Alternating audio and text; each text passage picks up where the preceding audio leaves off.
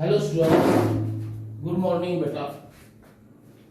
Vector के previous lectures में हमने triangle law of vector addition और triangle law of parallelogram law of vector addition अच्छी तरह कर लिया था बेटा। और उन दोनों का मीनिंग एक ही है, मैंने आपको समझा दिया अच्छी तरह, प्रीवियस वीडियो देख लेना। अब ये है थर्ड, इसका नाम है polygon law of vector addition. Polygon means एक किस्म से ट्रायंगल भी पॉलीगन है जिसकी दो से ज्यादा साइड हो, विच है मोर देन टू साइड्स। जैसे जिसकी 3 साइड है वो भी पॉलीगन है, पर हम उसे ट्रायंगल बोल देते हैं। जिसमें हमने ये किया था कि ए वेक्टर और बी वेक्टर का रिजल्टेंट थर्ड साइड है taken in opposite order. Third side taken in opposite order, that is called triangle law of vector addition. अब इसी को हमने आगे किया कि भाई इसमें अगर 3 से ज्यादा साइड हो, फॉर एग्जाम्पल ध्यान से देखना, वो आपको ये कह दे कि भाई ये A vector, B vector, C vector, D vector, इनका रिजल्टेंट निकालो। मतलब ये फाइंड आउट करो कि A plus B plus C plus D का रिजल्टेंट आर कैसे निकलेगा। तो पॉलीगन लॉ ये बताता है, if number of vectors are represented completely in magnitude and direction by side of a polygon taken in order. मतलब ये देखो, ये ए ये ले लिया A vector, taken in order B ये ले लिया बी, सी ये taken in same order C, D ये taken in same order. Means if we represent number of vectors by sides of a polygon completely taken in order या taken in same order, then closing side, closing मतलब जो इसको बंद कर दे, closing side taken in opposite order, ये same order में, ये क्लोजिंग साइड हो गई, taken in opposite order gives us the resultant of these 4 vectors. बेटा मीनिंग समझ आ गया होगा। एक बार और देखो, अगर हम ये ए वेक्टर, ये बी वेक्टर, ये सी, ये डी, ये ई, ये 4 वेक्टर 5 वेक्टर ले लिए, A B C D E taken in same order, then this closing side of this polygon taken in opposite order gives us resultant of these all vectors. This is called polygon law of vector addition. इसके लिए पहले आपको definition लिखनी है। Means number of vectors represented completely in magnitude and direction by sides of a polygon taken in same order, then closing side, last side जो उसको बंद करती है, taken in opposite order represent their resultant completely in magnitude and direction. फिर आप ये 4 vector बना लो, इनका रिजल्टेंट निकालना है। इस ए वेक्टर के पैरेलल यहां एक वेक्टर लिया, ए के एंड मतलब स्टार्टिंग पॉइंट में, बी का टेल ले लिया, फिर बी के इस पे सी का टेल, सारे के सारे सेम ऑर्डर में ले लिए। लास्ट साइड क्लोजिंग साइड होगी जो हमें इन चारों का रिजल्टेंट देगी। ये तो हमने इसकी एक्सप्लेनेशन दे ली। अब वो कहेगा कि हमें इसका प्रूफ बताओ, इसका प्रूफ। तो बेटा इनके नाम रख के, क्या नाम रखें, ओ जे पी क्यू एस, ये हमने इसके नाम रख दिए।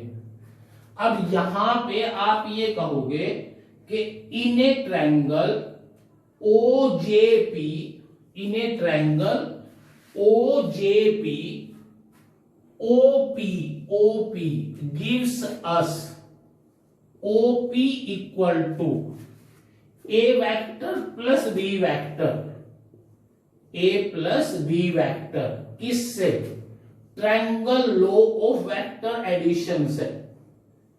Triangle law of vector addition से हमने इसमें ओ जे पी में हमने ये ए प्लस बी लिख दिया। फिर ये ट्रायंगल नेक्स्ट लिया, कौन सा, O P Q, triangle O P Q में क्या करें बताओ, ट्रायंगल लॉ लगाओ, OP vector plus P Q vector, same order, ध्यान दे रहे हो ना, same order, OP plus P Q same order equal to O Q taken in opposite order, taken in opposite order O Q. इस equation में O Q becomes equal to OP, OP क्या है, A vector plus B vector, P Q क्या है, P Q C vector, ये हो गया O Q vector. फिर लास्ट में triangle O Q S triangle में, ये भी triangle law of vector addition की वजह से ही आया, ये वाला भी। अब ये भी उसी से O Q vector plus Q S vector taken in same order, बेटा O Q plus Q S taken in same order equal to O S vector, equal to O S vector. अब इस ओ एस वेक्टर को R ले लिया, equal to O Q vector, ये रहा, A vector plus B vector plus C vector, O Q S equal to B vector and hence the result.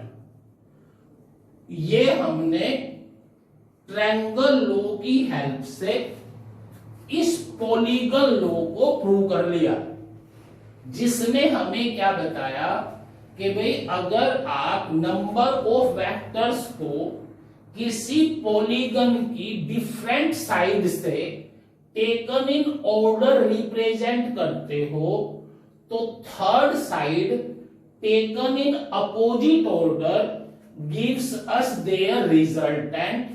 ये complete हो गया बेटा आपका यहां तक।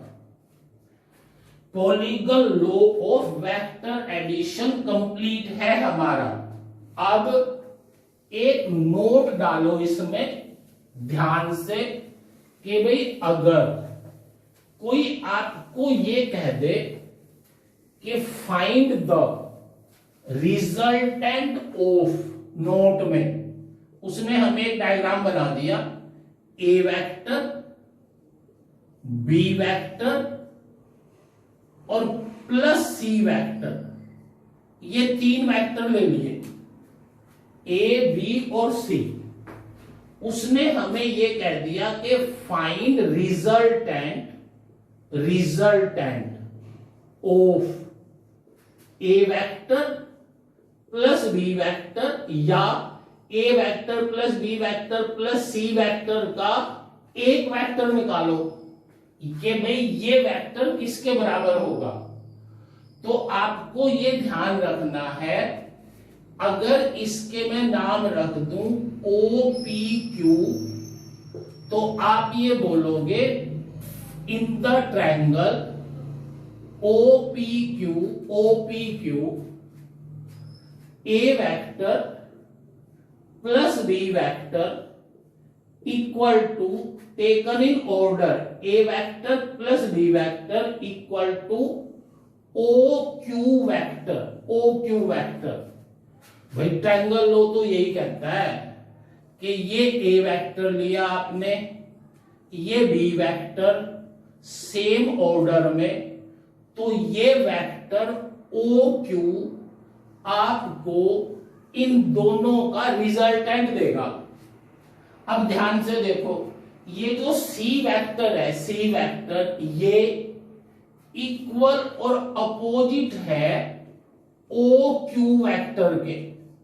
ध्यान से देखो, ये C वेक्टर, ये C और OQ वेक्टर के अपोजिट है, इसलिए C vector equal to minus OQ vector.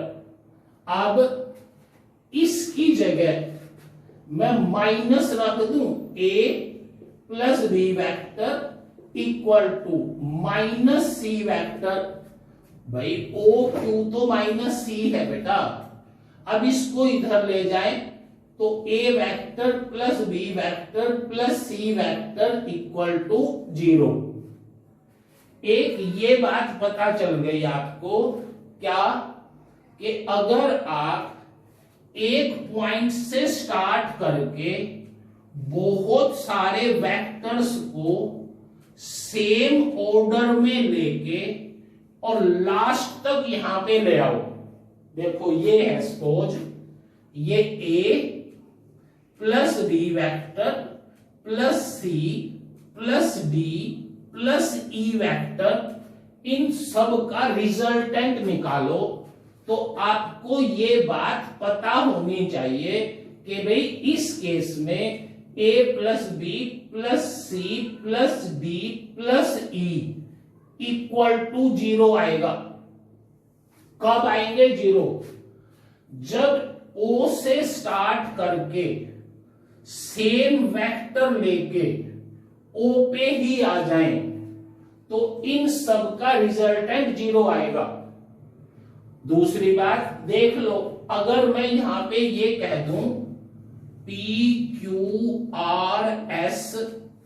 के polygon law of vector addition apply करके A plus B plus C plus D, इन सब की जगह OS लगा सकता हूं ना बेटा, OS, A B C D taken in order, closing side taken in opposite order, OS gives us their resultant।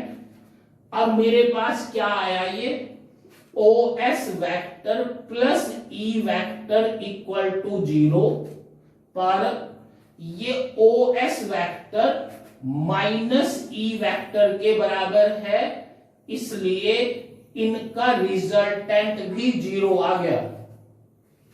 मतलब जहां से आप स्टार्ट करोगे, अगर वहीं पे आके आप आ जाते हो, तो इसका मतलब उन सब का रिजल्टेंट 0। अब बेटा दूसरी बात, इसी केस में एक वेक्टर और डेफिनेशन याद कर लेना, इसको बोलते हैं इक्विलिब्रिएंट, BEQUILIBRANT,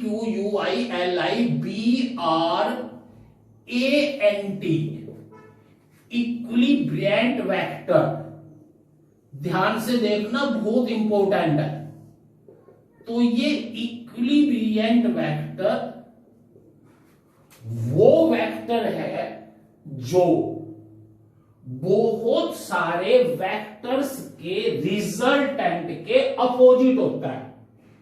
मतलब इस केस में A B C में C vector equilibrant, C vector equilibrant vector है। क्यों है? क्योंकि ये सी वेक्टर इन दोनों वेक्टर्स के साथ मिलके हमें जीरो रिजल्टेंट देता है। इसका मतलब equilibrant vector is that single vector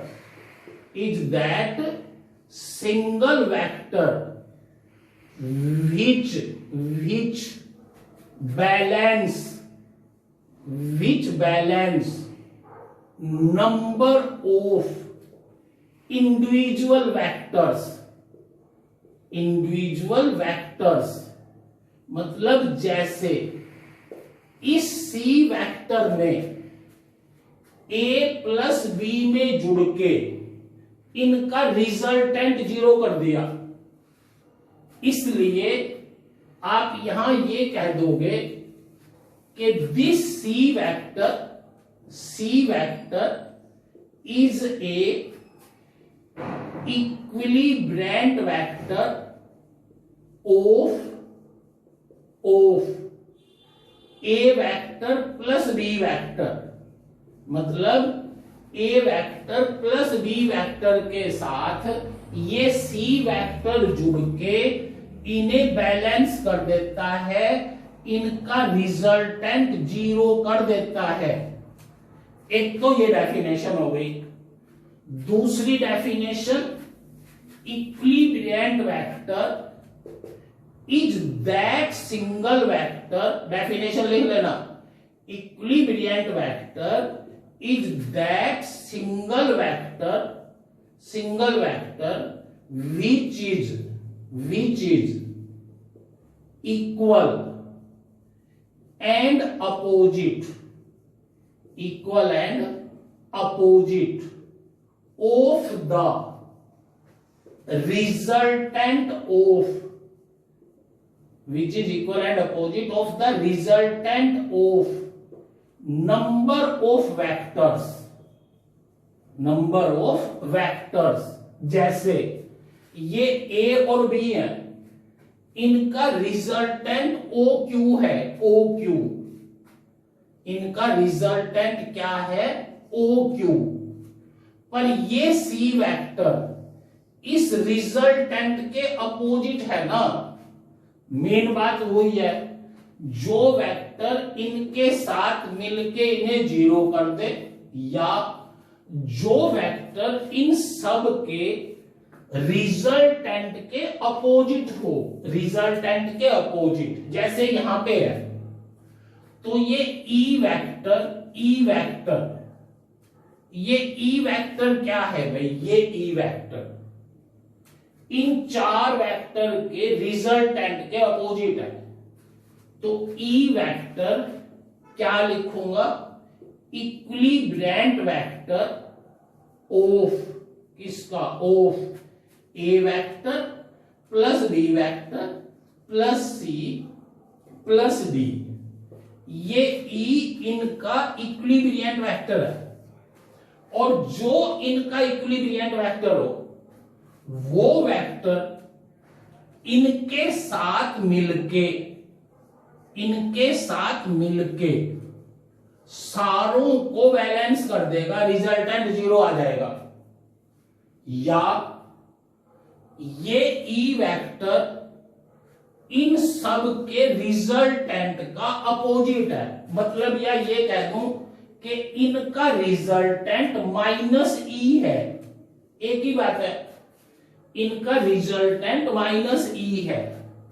तो ये हो गया बेटा इक्विलिब्रिएंट वेक्टर। इसमें ये नहीं कहना तुम्हें कि ये ए है ना, यहां पे आप एक सेकंड में ये कह सकते हो A is the equilibrant vector of B plus C, B is the equilibrant vector of A plus C. यहां पे A is the equilibrant vector of all these. मतलब जो एक single vector number of vectors के साथ मिलके उन सब का रिजल्टेंट जीरो हो जाए, या एक सिंगल वेक्टर जो उनके रिजल्टेंट के इक्वल और अपोजिट हो। अब बेटा हम कर रहे हैं प्रॉपर्टीज ऑफ वेक्टर एडिशन। हाँ बेटा, ये है important facts of vector addition. पहली बात, वेक्टर ऑफ सेम नेचर, ये तो मैंने तुम्हें फर्स्ट यूनिट से बताई हुई है कि भाई सिर्फ identical physical quantities can be added और सब्ट्रैक्टेड। बहुत अच्छी तरह समझाया था कि जो मैथ के 4 ऑपरेशन हैं उनमें सेम क्वांटिटी को ऐड और सेम क्वांटिटी को सब्ट्रैक्ट कर सकते हैं। अब वो वेक्टर अलजेब्रे में भी एप्लीकेबल है कि we can added only force vector with force vector to get the resultant of a force। मतलब force vector F1 force F2 को ऐड करेंगे तो F एक फोर्स मिलेगी। तो vector of same nature alone can be added। force vector can be added in force vector but can't added in velocity vector। means एक vector force ले ले 5 Newton, एक कह दे 2 मीटर पर सेकेंड, तो बेटा इनका कोई तुक नहीं बनता ऐड करने का। इसलिए पहली प्रॉपर्टी तो ये याद करनी है कि vector of same nature can be added. दूसरी प्रॉपर्टी कि रिजल्टेंट ऑफ 2 और मोर वेक्टर्स, देख ये एक वेक्टर है, ये दूसरा वेक्टर है, इनका रिजल्टेंट उसी प्लेन में लाई करेगा जिस प्लेन में ये दोनों होंगे।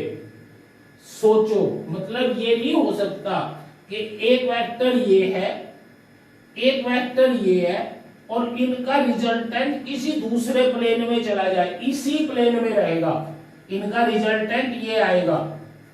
मतलब resultant of number of vectors only lies in the same plane in which individual vectors lies. 2 property होगी बेटा। तीसरी प्रॉपर्टी, तीसरी होगी कि vector addition is commutative in nature. Vector addition is commutative in nature। इसका क्या मतलब है? Vector addition is commutative in nature means order of addition makes no difference। order of addition makes no difference means R vector equal to A vector plus B vector, then if we add B vector in A vector then we get the same result। commutative in nature means order of addition makes no difference। इसका मतलब A vector plus B vector equal to B vector plus A vector, ये हो गया commutative in nature. अगर इसका proof करवाए कोई हमसे, कुछ नहीं करना, बस ये A वेक्टर है भाई, ये B वेक्टर है, ट्रायंगल लॉ से इनका रिजल्टेंट ये आया O P Q, O Q is equal to A vector plus B vector taken in opposite order। अब दूसरी बात देखो, हमने ये भी किया हुआ है कि कोई 2 वेक्टर पैरेलल कहीं भी ड्रॉ कर सकते हैं। अब इस B वेक्टर को मैं यहां पे ड्रॉ कर दूं पैरेलल B वेक्टर, तो बेटा ये भी B ही है, इसके पैरेलल है, इक्वल वेक्टर है। ये A वेक्टर यहां से ये ले लिया A वेक्टर, ये तो जब इस ऊपर वाले से देखेंगे इस ट्रायंगल से, तो B vector plus A vector taken in same order equal to again O Q vector. अरे ठीक है, ये नाम, ये डायग्राम बना के ये कह देंगे कि इस डायग्राम में जब हम a प्लस बी करते हैं तो ये रिजल्टेंट आया, जब a b प्लस a करते हैं तो भी यही रिजल्टेंट आया। It means vector addition is commutative in nature. Vector addition is commutative in nature. बेटा उसके बाद vector addition is associative. Vector addition is associative. अरे मेरी बात समझ आ रही है ना? एसोसिएटिव का मतलब ASSOCIATIVE।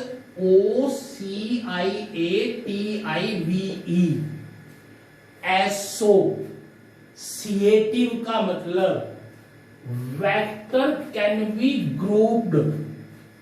Vector addition is associative means vectors can be grouped in any order to get resultant. In any order to get resultant means a vector plus b vector plus C vector equal to R vector है। ठीक है, कैसे बनाऊं? Polygon law से ये A vector, ये B, ये सी और इनका resultant taken in opposite order ये ले लिया आर वेक्टर। इनके नाम रख दिए ओ पी क्यू एस। तो बेटा vector addition is associative states that vector can be grouped in any order to get resultant या any order for addition, any order for addition, and it makes no difference, and it makes no difference। और ये कोई difference नहीं बनाएगा। जैसे मैंने ये ले लिया a plus B plus C equal to R इस पॉलीगन लॉ से। अब पहली बात, अगर आप a प्लस बी को ऐड करके फिर उसमें c ऐड करते हो तो r आना चाहिए। प्रूव कर दो कि a plus B equal to O Q, A plus B equal to O Q plus C, O Q plus C equal to R from triangle law of vector addition. ठीक बात। Second a plus B की बजाय a plus B plus C कर दो, a plus B plus C. तो इसी में triangle law लगाओ, ये b ये c, ट्राई करो। b प्लस सी क्या आएगा? ps ना, ps। तो a plus B plus C की जगह ps वेक्टर और ये a plus P S equal to R. ये हो गया फर्स्ट केस a, ये b, and thus hence prove कि भाई vector addition is associative, vector addition is commutative, vector addition is associative. Fourth नहीं है ये फोर्थ है। पहली क्या थी? पहली property identical vectors can be added. दूसरी प्रॉपर्टी रिजल्टेंट ऑफ टू और more vectors lies in the same plane.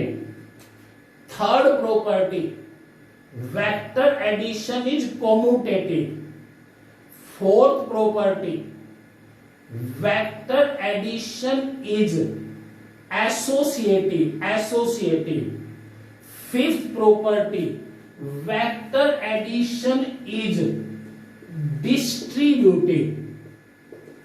Vector addition is distributive मतलब कि अगर मैं लैम्डा a प्लस बी को ऐड करूं तो ये lambda a plus lambda B के ही बराबर आएगा जो इस प्रॉपर्टी को ओबे करे। भाई कोम्यूटेटिव का मतलब होता है order makes no difference. Associative का मतलब होता है vector can be added in any group. a plus B में c ऐड कर दो या b प्लस c में a ऐड कर दो। डिस्ट्रीब्यूटिव का मतलब होता है कि a प्लस बी को लैम्डा से मल्टीप्लाई कर लो या lambda a plus lambda B को अलग अलग मल्टीप्लाई करके ऐड कर दो। अब मेरी बात ध्यान से सुनना, मैं आपको ये पहले बता चुका हूं कि मैं इस a वेक्टर को अगर 5 से मल्टीप्लाई कर दूं तो ये 5a हो जाएगा। इसका मैग्नीट्यूड 5 टाइम्स बढ़ जाएगा, डायरेक्शन सेम रहेगी। इसलिए अगर अब कोई मुझे ये कहे कि भाई ये a वेक्टर है, ये b वेक्टर है, तो मैंने इनके नाम रख दिए ओ क्यू एस, तो मेरा ये वेक्टर बन गया O S a plus B. क्या बना ये? O S vector equal to a plus B. ये a vector plus B vector equal to O S vector. अब अगर मैं इस ओ एस वेक्टर को लैम्डा से मल्टीप्लाई कर दूं तो ये एक वेक्टर बन गया O J which is equal to lambda into A plus B. तो ओ जे वेक्टर क्या हुआ भाई? O J vector equal to lambda A plus B. O J vector बना। अब मैं इस ए वेक्टर को लैम्डा से मल्टीप्लाई करूं तो ये बन जाएगा ओ क्यू